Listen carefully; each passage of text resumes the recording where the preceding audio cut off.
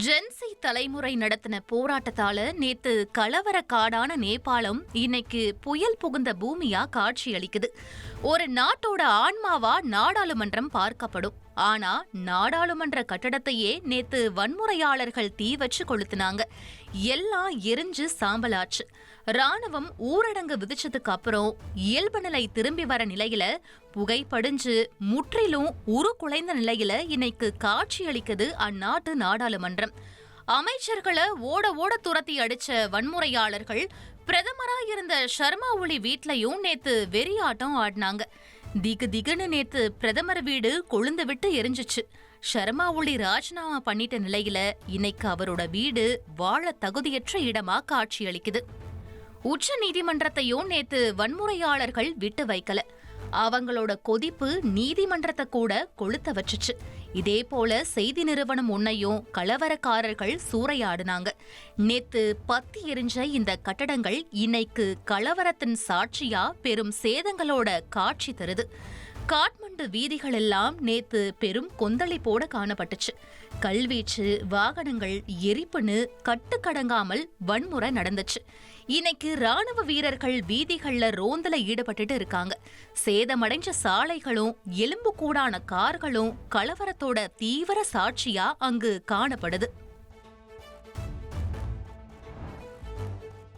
நேபாளத்தில் கலவரத்தால் உட்கட்டமைப்புகளை சேதப்படுத்திய ஜென்சி தலைமுறையினரே தற்போது தூய்மை பணியிலும் ஈடுபட்டுள்ளனர். சமூக வலைதளங்கள் மூலம் தூய்மைப்படுத்தும் பணிகளுக்கு ஜென்சி தலைமுறையினர் அழைப்பு விடுத்துள்ளனர். தீ வைக்கப்பட்ட நாடாளுமன்ற கட்டட பகுதிகளிலும் இளம் தலைமுறையினர் தூய்மை பணி மேற்கொண்டனர். வன்முறை மூலம் கட்டடங்களை சேதப்படுத்திய இளைஞர்களே தற்போது தூய்மை பணியிலும் ஈடுபட்டிருப்பது குறிப்பிடத்தக்கது.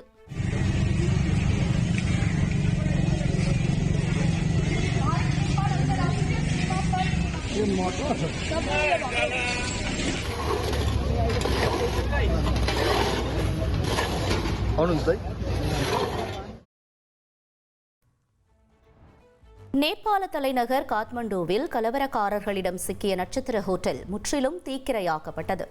இந்நிலையில் ஹோட்டலில் தீ அணைக்கப்பட்ட நிலையில் முற்றிலும் உருக்குலைந்து புகைந்து கொண்டிருக்கும் ஹோட்டலின் ட்ரோன் காட்சிகள் வெளியாகியுள்ளது.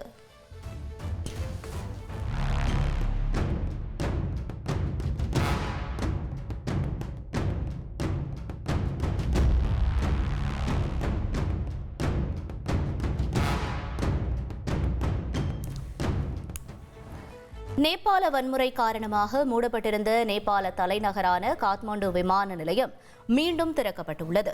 விமானங்களுக்காக விமான நிலையத்திற்கு பயணிக்கும் பயணிகள் விமான தகவல்களுக்கு அந்தந்த விமான நிறுவனங்களை தொடர்பு கொள்ளுமாறும், பயணம் செய்யும் போது அதிகாரப்பூர்வ விமான டிக்கெட்டுகள் மற்றும் அடையாள ஆவணங்களை தங்களுடன் கொண்டு வருமாறும் கேட்டுக் கொள்ளப்பட்டுள்ளனர். நேபாளத்தில் 400க்கும் மேற்பட்ட இந்தியர்கள் சிக்கி தவிப்பதாக தகவல் வெளியாகியிருப்பதும் குறிப்பிடத்தக்கது. நேபாளத்தில் வெடித்துள்ள போராட்டத்திற்கு மத்தியில் 1000க்கும் மேற்பட்ட கைதிகள் சிறையிலிருந்து தப்பியிருப்பதாக தகவல் வெளியாகியுள்ளது. குறிப்பாக நேபாளத்தின் காத்மண்டுவில் உள்ள தில்லி பஜார் சிறையிலிருந்து பலர் தப்பியிருப்பதாக தகவல் வெளியாகியுள்ள நிலையில் அங்கு ராணுவத்தினர் குவிக்கப்பட்டுள்ளனர். மேலும் சிறைகளில் இருந்து கைதிகள் தப்பாமல் இருப்பதை உறுதி செய்ய சிறையை சுற்றி ராணுவத்தினர் பாதுகாப்பு பணியில் ஈடுபட்டு வருகின்றனர்.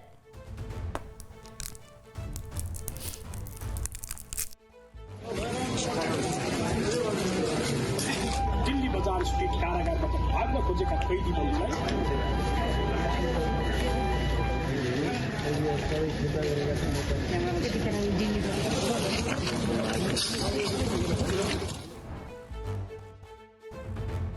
நேபாளத்தில் உள்ள சிறையிலிருந்து தப்பித்த 5 கைதிகள் இந்தியாவிற்குள் நுழைய முயன்ற நிலையில் அவர்களை இந்திய நேபாள எல்லையான உத்தரப்பிரதேச மாநிலம் சித்தார்த் நகர் பகுதியில் வைத்து எல்லை காவல் படையினர் கைது செய்துள்ளனர். நேபாளம் மற்றும் பூட்டானுடனான இந்தியாவின் எல்லைகளை பாதுகாக்கும் எல்லை காவல் படையான சசாஸ்திர சீமா பால் கைது செய்யப்பட்டவர்களை விசாரணைக்காக காவல்துறையினரிடம் ஒப்படைத்துள்ளனர். 11ஆம் வகுப்பு பொதுத் தேர்வை ரத்து செய்யும் அரசின் முடிவுக்கு கல்வித்துறை வாரிய கூட்டத்தில் ஒப்புதல் அளிக்கப்பட்டது. செவ்வாயன்று நடந்த கல்வித்துறை வாரிய கூட்டத்தில் இயக்குநர்கள் அனைவரும் கலந்து கொண்ட நிலையில் கூட்டத்தில் எடுக்கப்பட்ட இந்த முடிவு குறித்து அரசுக்கு தெரிவிக்கப்பட்டுள்ள நிலையில் ஒரு சில நாட்களில் அரசாணை வெளியாகும் என கல்வித்துறை வட்டாரங்கள் தெரிவித்துள்ளன. ராமநாதபுரம் மாவட்டத்தில் ஹைட்ரோ கார்பன் ஆய்வு திட்டத்திற்கு வழங்கப்பட்ட அனுமதியை ரத்து செய்வது குறித்து ONGC நிறுவனத்திடம் மாநில சுற்றுச்சூழல் தாக்க மதிப்பீட்டு ஆணையம் விளக்கம் கேட்டுள்ளது. கடந்த 2020ஆம் ஆண்டு தமிழ்நாடு அரசு இயற்றிய பாதுகாக்கப்பட்ட வேளாண் மண்டல சட்டத்தின் மூலம் காவிரி டெல்டா பகுதிகளில் புதிதாக ஹைட்ரோ கார்பன் ஆராய்ச்சிக்கு தடை பெறப்பட்டது. இந்நிலையில் ராமநாதபுரம் மாவட்டத்தில் புதிதாக ஹைட்ரோ கார்பன் ஆய்வு செய்ய ONGC நிறுவனத்திற்கு மாநில சுற்றுச்சூழல் தாக்க மதிப்பீட்டு ஆணையம் அனுமதி வழங்கியிருந்தது. இந்த அனுமதியை திரும்பப் பெற வலியுறுத்தி சுற்றுச்சூழல் துறை அமைச்சர் தங்கம் தென்னரசு கடிதம் எழுதியதன் அடிப்படையில் ONGC நிறுவனத்திடம் மாநில சுற்றுச்சூழல் தாக்க மதிப்பீட்டு ஆணையம் விளக்கம் கேட்டுள்ளது. குடியரசு துணைத் தலைவர் தேர்தலில் வெற்றி பெற்ற CP ராதாகிருஷ்ணன் வரும் 12ஆம் தேதி பதவியேற்க உள்ளதாக தகவல் வெளியாகியிருக்கிறது. குடியரசு துணைத் தலைவர் தேர்தலில் தேசிய ஜனநாயக கூட்டணி சார்பில் போட்டியிட்ட CP ராதாகிருஷ்ணன் 452 வாக்குகள் பெற்று வெற்றி பெற்றார். இந்நிலையில் அவருக்கு வரும் 12ஆம் தேதி குடியரசுத் தலைவர் திரௌபதி முர்மு பதவி பிரமாணம் செய்து வைக்க இருப்பதாக தகவல் வெளியாகியுள்ளது. இதையொட்டி மத்திய உள்துறை செயலாளர் கோவிந்த் மோகன் CP ராதாகிருஷ்ணனை சந்தித்து ஆலோசனை செய்த பின்னர் நிகழ்ச்சி நிரல் முடிவாகும் என எதிர்பார்க்கப்படுகிறது. அதன் பின்னர் குடியரசுத் தலைவரின் ஒப்புதல் பெற்றதும் பதவியேற்பு தேதி இறுதி செய்யப்படும் என மத்திய அரசு வட்டாரங்கள் தெரிவித்துள்ளன. தாவேகா தலைவர் விஜயின் சுற்றுப்பயணத்திற்கு அனுமதி அளித்துள்ள காவல்துறை 23 நிபந்தனைகளை விதித்த நிலையில் அதை தாவேகா தரப்பில் ஏற்றுக்கொண்டுள்ளனர். தமிழக வெற்றிக் கழக தலைவர் விஜய் திருச்சியில் வரும் 13ஆம் தேதி பிரச்சார சுற்றுப்பயணம் மேற்கொள்கிறார். பிரச்சாரத்தின் இறுதியில் திருச்சி காந்தி மார்க்கெட் அருகே மரக்கடையில் வாகனத்தில் நின்றபடியே சுமார் 20 நிமிடம் உரையாற்ற தாவேகா சார்பில் அனுமதி கேட்கப்பட்டிருந்தது. தாவேகாவினரின் இந்த கோரிக்கையை ஏற்றுக்கொண்ட காவல்துறை 20 முதல் 30 நிமிடம் பேசிக்கொள்ளலாம் என்றும் ரோட் ஷோ நடத்த அனுமதி இல்லை என்றும் தெரிவித்துள்ளனர். மேலும் வாகனத்தில் அமர்ந்தவாறே செல்ல வேண்டும் என்றும் அதிக வாகனங்கள் பின்தொடரக்கூடாது என்றும் தெரிவித்துள்ளனர். கட்டாயமாக ஆம்புலன்ஸ் வசதி வேண்டும் என குறிப்பிட்டுள்ள காவல்துறை சட்டம் ஒழுங்கிற்கு பிரச்சனை ஏற்படக்கூடாது என்பதையும் குறிப்பிட்டுள்ளனர். நோயாளிகளை அழைத்து வரும் ஆம்புலன்ஸ்கள் அல்லது அழைத்து வரச் செல்லும் ஆம்புலன்ஸ்களுக்கு உடனடியாக வழி ஏற்படுத்தி கொடுக்க வேண்டும் என்றும் அந்த உத்தரவில் இடம்பெற்றுள்ளது. நிபந்தனைகளை மீறினால் வழக்கு பதியப்படும் என்றும் காவல்துறை தரப்பில் அறிவுறுத்தப்பட்டுள்ளது. உச்சநீதிமன்ற தீர்ப்பு எதிரொலியாக 5 ஆண்டுகளுக்கு மேலாக பணிக்காலம் இருக்கக்கூடிய ஆசிரியர்களுக்கு சிறப்பு தகுதி தேர்வு நடத்த அனுமதி வழங்க வேண்டும் என தமிழக அரசிடம் பள்ளிக்கல்வித்துறை பரிந்துரை செய்திருக்கிறது. அரசு மற்றும் அரசு உதவி பெறும் பள்ளிகளில் 5 ஆண்டுகளுக்கும் குறைவான பணிக்காலம் கொண்ட ஆசிரியர்கள் டெட் தேர்வில் தேர்ச்சி பெறுவது கட்டாயம் என உச்சநீதிமன்றம் அண்மையில் தீர்ப்பளித்தது. ஒருவேளை தேர்வு எழுத விருப்பம் இல்லாத ஆசிரியர்கள் பண பலன்களை பெற்றுக்கொண்டு கட்டாய ஓய்வில் செல்லலாம் என உச்சநீதிமன்றம் உத்தரவிட்டிருந்தது. இதனால் தமிழகத்தில் சுமார் 1,78,000 ஆசிரியர்கள் தேர்வு எழுத வேண்டிய கட்டாயம் ஏற்பட்டுள்ளது. இந்த சூழலில் ஆசிரியர்களுக்கு டெட் தேர்வுக்கு பதிலாக சிறப்பு தகுதி தேர்வு நடத்த அனுமதி வழங்க வேண்டும் என கூறி பள்ளிக்கல்வித்துறை செயலாளருக்கு அதன் இயக்குனர் கண்ணப்பன் கடிதம் எழுதியிருக்கிறார். தமிழக அரசு இதற்கு அனுமதி வழங்கும் பட்சத்தில் சிறப்பு தகுதி தேர்வு நடத்துவதற்கான அறிவிக்கையை ஆசிரியர் தேர்வு வாரியம் வெளியிடும் என எதிர்பார்க்கப்படுகிறது. நடிகர் சங்கத்துக்கு தேர்தல் நடத்துவதில் என்ன சிக்கல் என சென்னை உயர்நீதிமன்றம் கேள்வி எழுப்பியுள்ளது. தென்னிந்திய நடிகர் சங்கத்துக்கு புதிய கட்டடம் கட்டப்படுவதால் பதவிக்காலம் முடிந்த நிர்வாகிகளின் பொறுப்பு 3 ஆண்டுகளுக்கு நீட்டிக்கப்பட்டுள்ளது. இதையொட்டி நடிகர் சங்க பொதுக்குழு கூட்டத்தில் நிறைவேற்றப்பட்ட தீர்மானம் செல்லாது என நம்பிராஜன் என்ற உறுப்பினர் சென்னை உயர்நீதிமன்றத்தில் வழக்கு தாக்கல் செய்தார்.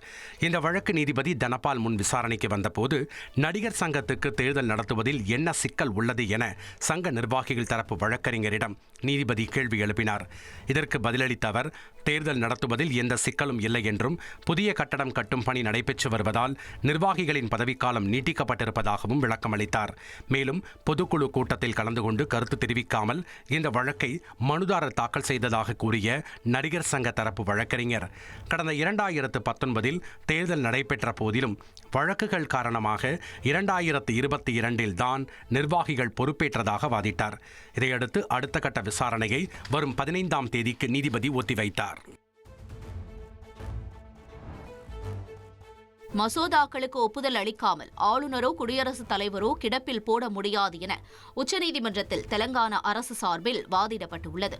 தமிழக ஆளுநர் RN ரவிக்கு எதிராக மாநில அரசு தொடர்ந்த வழக்கில் மசோதாக்களுக்கு ஆளுநரும் குடியரசுத் தலைவரும் 3 மாதத்தில் முடிவெடுக்க வேண்டும் என உச்சநீதிமன்றம் பரிந்துரை செய்தது. இதற்கு குடியரசுத் தலைவர் திரௌபதி முர்மு ஆட்சேபம் தெரிவித்து 14 விளக்க கேள்விகளை வெளியிட்டிருந்ததால் அதன் மீது உச்சநீதிமன்றம் தாமாக முன்வந்து விசாரணை மேற்கொண்டு வருகிறது.